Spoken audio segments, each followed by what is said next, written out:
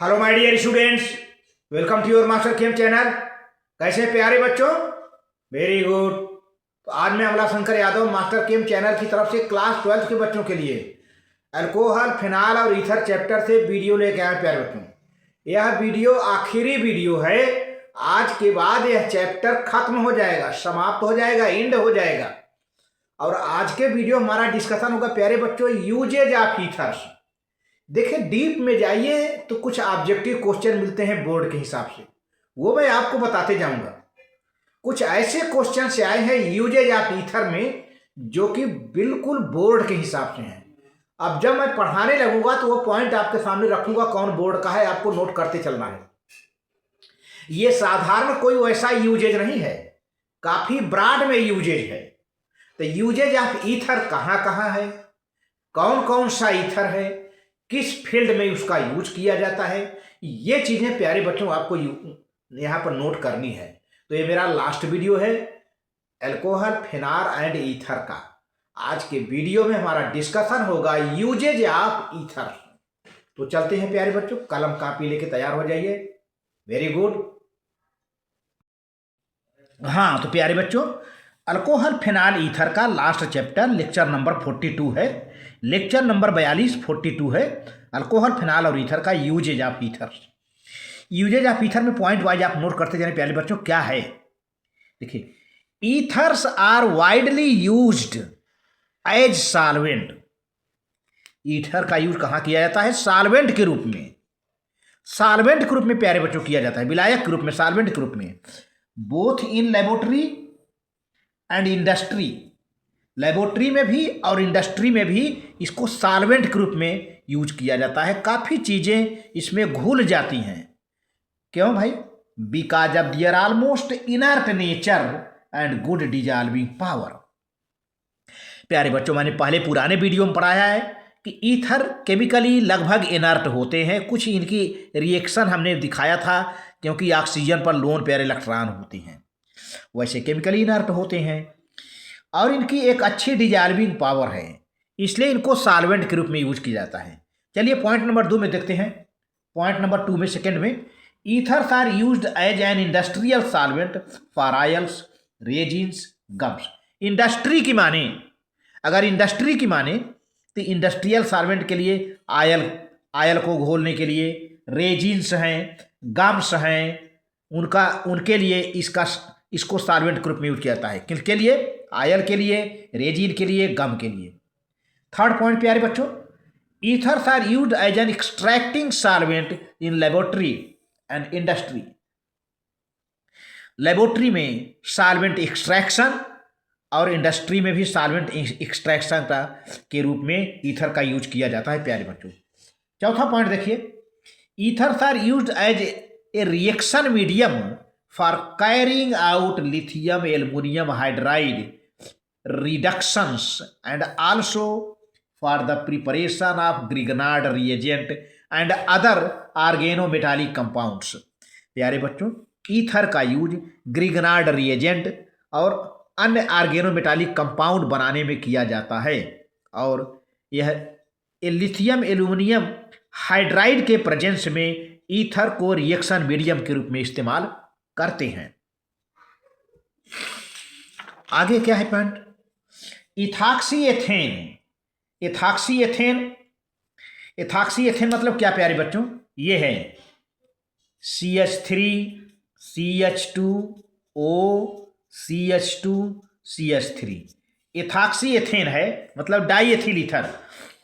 Ethoxy ethane has been used as an inhalation anaesthetic agent in surgery. Surgery में, operation में इसको बेहोश करने के लिए एनास्थेटिक एजेंट के रूप में इथॉक्सी एजेंट का प्रयोग करते हैं प्यारे बच्चों। लेकिन अब क्या है? However of its slow effect and unpleasant recovery period, other compounds such as ethrane and isoflurane have replaced ethoxy ethane and anaesthetic agent. प्यारे बच्चों, इथॉक्सी एथेन एनेस्थेटिक एजेंट है, लेकिन बहुत धीरे धीरे बेहोश करता है। इसकी स्लो इफेक्ट होती है और अनप्लीजेंट रिकवरी होती है। तो इसके जगह पर अब इथ्रेन, क्या है इथ्रेन बताता हूँ, ETHRANE, इथ्रेन कैपिटल लेटर से है। इथ्रेन एंड आइसोफ्ल्यूरेन यूज किया जाने लगा है एनास्थेटिक के रूप में। एनास्थेटिक माने क्या, जिसका यूज ऑपरेशन के दौरान पेशेंट को, रोगी को बेहोश करने में किया जाता है। तो इथाक्सी एथेन का यूज किया जाता है बेहोश करने में, लेकिन ये धीरे धीरे अपना एक्शन करता है। तो इसलिए अब इसके जगह पर क्या यूज किए जाने लगा, इथ्रेन या आइसोफ्ल्यूरेन एनास्थेटिक एजेंट के रूप में यूज किया जाता है। देखिए इथ्रेन क्या है, CHClF, फिर C, यहाँ पर F, यहाँ पर CF2, यहाँ पर देखिए फार्मूला है इथ्रेन का, इथ्रेन का फार्मूला है। और OCHF2 फार्मूला आप लिख सकते हैं, CH फिर Cl फिर F, फिर इधर C, यहाँ F, फिर OCHF2, इथ्रेन का फार्मूला है। यह एक एनेस्थेटिक एजेंट है, इसको देने से पेशेंट बेहोश हो जाता है। और दूसरा आइसोफ्ल्यूरेन है प्यारे बच्चों, आइसो, CF3, ध्यान दीजिए, CF3 CHCl OCHF2, आप फार्मूला दोनों का अलग अलग लिख सकते हैं, CF3 CHCl OCHF2 आइसोफ्ल्यूरेन है। ये दोनों एनास्थेटिक एजेंट हैं, इथ्रेन और आइसोफ्ल्यूरेन, दोनों का यूज काफ़ी पैमाने में किया जाता है सर्जरी में पेशेंट को बेहोश करने के लिए। वैसे एथाक्सी एथेन का भी यूज किया जाता है, लेकिन प्यारे बच्चों इसकी एक्टिविटी क्या है, स्लो है थोड़ा, क्या है, स्लो है, इसकी एक्टिविटी स्लो है। इसलिए इसके जगह पर इथ्रेन और आइसोफ्ल्यूरेन का यूज किया जाने लगा है प्यारे बच्चों। तो आपने फार्मूला आप नोट कर लीजिए। थैंक यू वेरी मच, आगे बढ़िए। अब देखिए diphenyl ether, diphenyl ether is used as heat transfer medium because of its high boiling point 531 kelvin. Diphenyl ether का यूज हीट ट्रांसफर मीडियम के रूप में किया जाने लगा है इसका, क्योंकि इसकी बॉइलिंग पॉइंट 531 केल्विन होता है, 531 531 केल्विन होता है। इसलिए डाइफेनिल ईथर, डाइफेनिल ईथर मतलब क्या, डाइफेनिल ईथर ये है प्यारे बच्चों,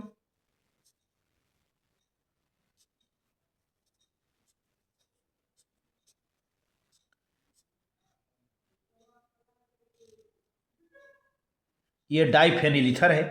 तो इसका यूज हीट ट्रांसफर में किया जाता है, हीट ट्रांसफर में किया जाता है।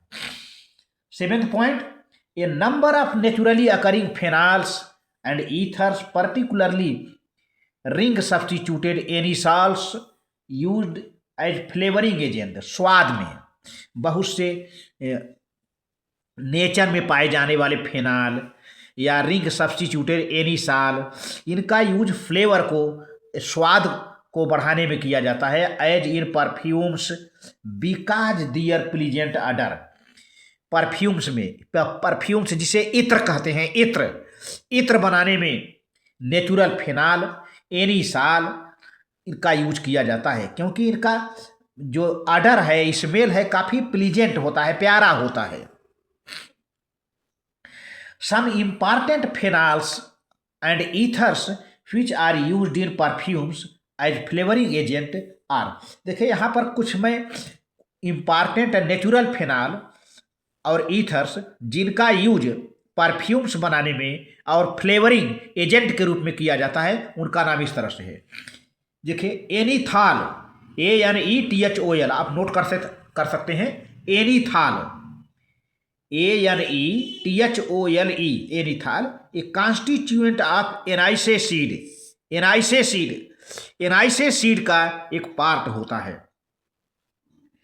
यूजीनॉल, EUGENOL, यह present in oil seed of cloves, cloves माने लौंग, क्लोव्स जो लौंग लोग खाते हैं नहीं, तो क्लोव के लौंग के तेल में यह यूजीनॉल पाया जाता है, EUGENOL, यूजीनॉल।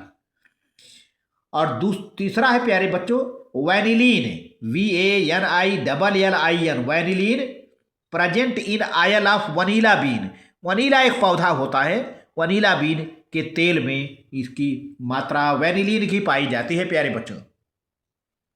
आप नोट कर लें, नोट कर लें,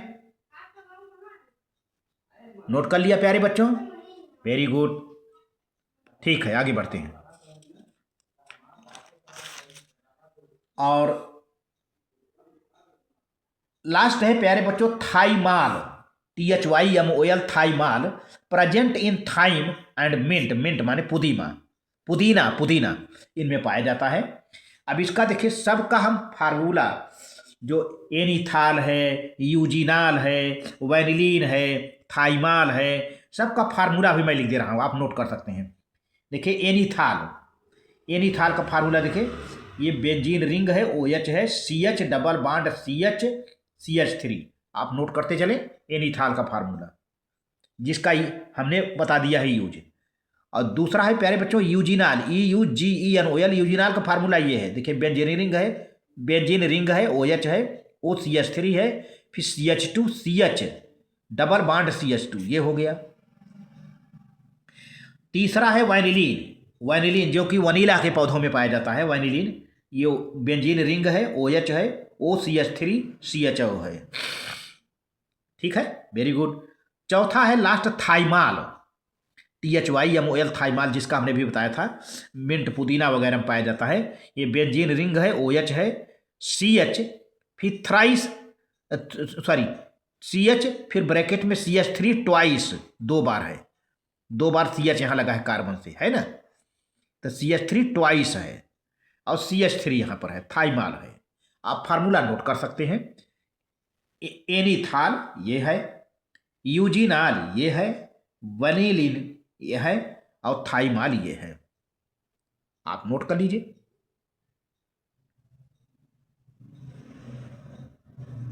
वेरी वेरी इंपॉर्टेंट, ये फार्मूला कई बार एग्जाम में आ चुका है।